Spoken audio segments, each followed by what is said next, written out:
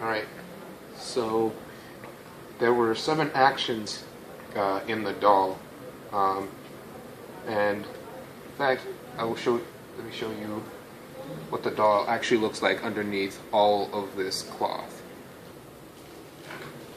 Alright, and so for the 7 actions that we have on the doll itself, we have an action on each, so we have an upwards motion for each arm. We have a sideways movement for each arm. And we have the ducky being able to twist and turn in the chest. We have the head servo to obviously move the head, and then we also have a jaw servo. That movement is a bit more subtle, and so it might be a bit hard to see on the video, but it is definitely there. And then also note there are 2 LEDs as its hands. So when it moves up and down, you can see red hands coming out from the cloth. And then there's also a servo here as our unlatching device. So a little bit about the code.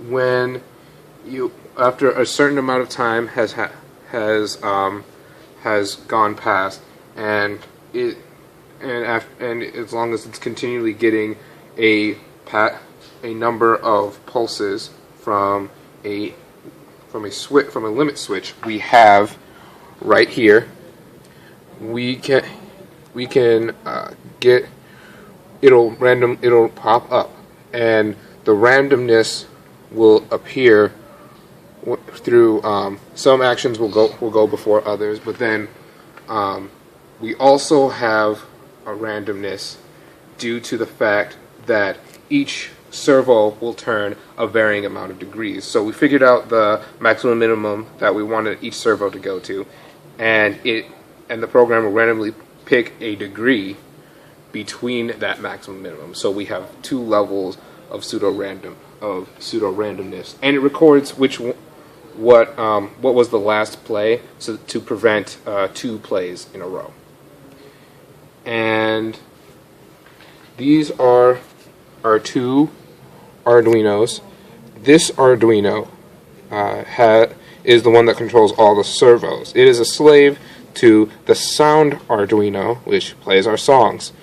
So the sound Arduino plays the songs, and after the Jack in the Box has run its course, it immediately tells the the servo Arduino to move the servos in whatever the slave would decide.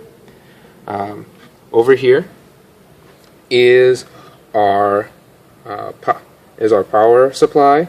It is an ATX 20-pin computer power supply. So it can more than handle all the power requirements that the servos need.